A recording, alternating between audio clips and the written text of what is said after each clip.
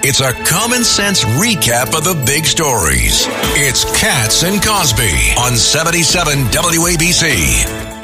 Joining us now, by the way, to talk about all this and a lot more is Congressman Michael Waltz. Congressman, great to have you here. By the way, congrats on your new book that is coming out. Bravo, bravo, bravo about security. And also, I love the title, Hard Truths. Think and lead like a Green Beret.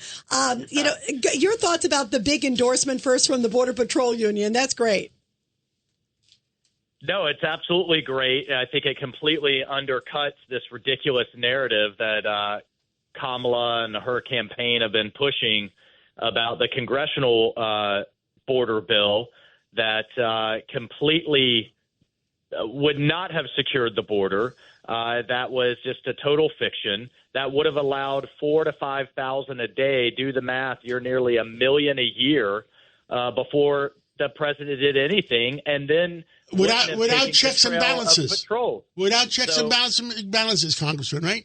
And no parole. And it wouldn't have stopped his parole, so he would have kept flying them in too. No, what it would have done, and this is what President Trump knows, is it would have codified in law 1 million people a year coming illegally across our border. It would have done the opposite of securing it. So I'm thrilled with the endorsement. Frankly, wish it would have come sooner, because they know who is going to be for them and secure the border. By the way, speaking of security, Congressman Michael Waltz, you have been really vocal, and I agree with you on this. You've talked about that there should be military security to protect President Trump because of all these threats that are coming. Explain why that is so important. I mean, you think about all these different threats, including the Iranians.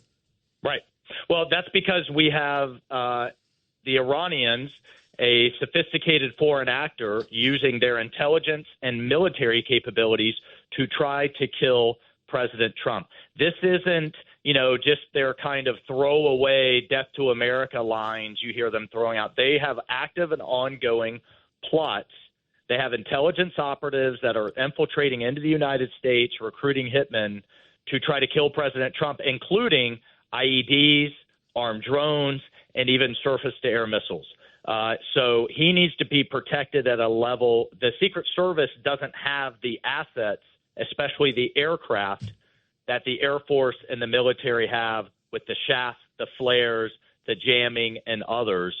It is an act of war on the part of a foreign power to assassinate our political leadership.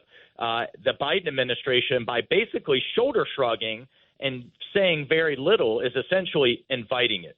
So I've been very vocal about it. What they care about most in terms of our adversaries is causing America to come unglued, us ripping ourselves apart at the seams.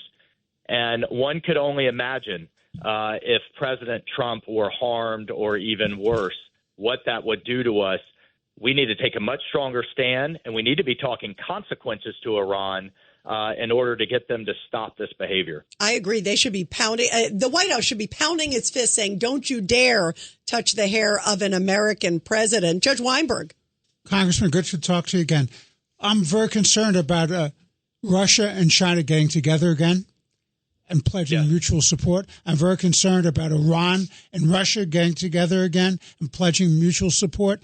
It seems to me the world is unraveling before this axis of evil, and the Biden-Harris administration is doing nothing. No, you're absolutely right. And where I'm most worried is actually in space, in cyber, and in the nuclear space. We are not used to dealing with multiple adversaries. We don't have the doctrine or the funding right now to deal with multiple adversaries in cyber and in space and in the nuclear realm. And this is going to take a wholly different approach. And what we can't have is the appeasement and weakness we see right now in the White House. I mean, look, Harris, Biden, Blinken, and crew are the kids that we saw on the schoolyard that said, maybe if I just bring the bully a little more lunch money, that he'll leave me alone. Congressman, we're going to have to take a hard break. But before we take the hard break, I just said I'm going to sending out a Twitter comparing Patrick Henry's quote, "Give me liberty or give me death," and compare with Charlie Gasparino. Go woke, go broke. Thank you, Congressman, for being on. Yeah, Congressman, you got to come back on soon, and we want to have more in your book, too. Thank you. I'm going to come in person next week. Oh, yeah, that's right. We can't wait. We can't wait.